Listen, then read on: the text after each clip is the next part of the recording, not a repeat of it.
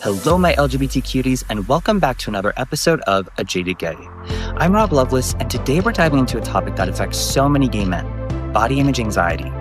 Many of us grew up facing expectations around masculinity, and those expectations can get channeled into having the perfect body, usually tall, lean, muscular, and hypermasculine. From Insta-gays to dating apps to mainstream gay representation, we're constantly shown that this is the ideal. And when you look at labels like twink, bear, and otter, categories that define where you supposedly fit, it becomes clear just how much our community ties identity to body type. Now, this pressure isn't new. Even during the AIDS crisis, muscularity became a symbol of health and survival, reinforcing the idea that a strong body meant safety and acceptance.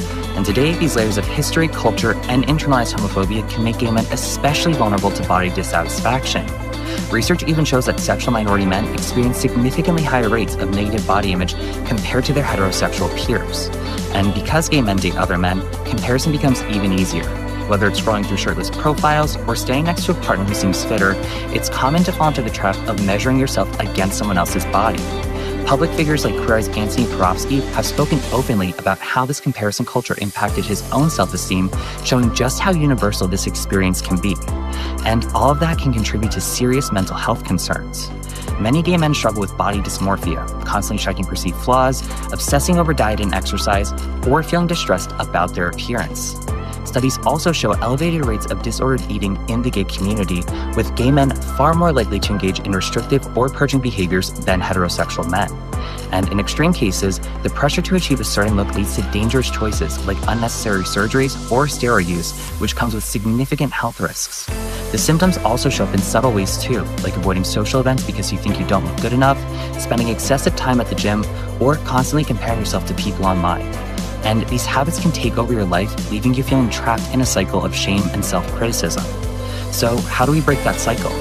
Well, a big piece of it is learning to show yourself more kindness. Challenge the way you speak to yourself. Shift your focus away from the body parts you criticize. Build a healthier relationship with food and exercise. And also, take breaks from the social media accounts that fuel your insecurity. You don't need a six-pack or bulging biceps to be attractive, lovable, or worthy. But deeper healing comes from addressing the root causes: the internalized homophobia, the early experiences of rejection, and the belief that your worth is tied to how you look.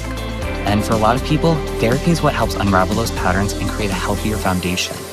Working through that old shame makes space for new habits, improved confidence, and a more compassionate view of your body.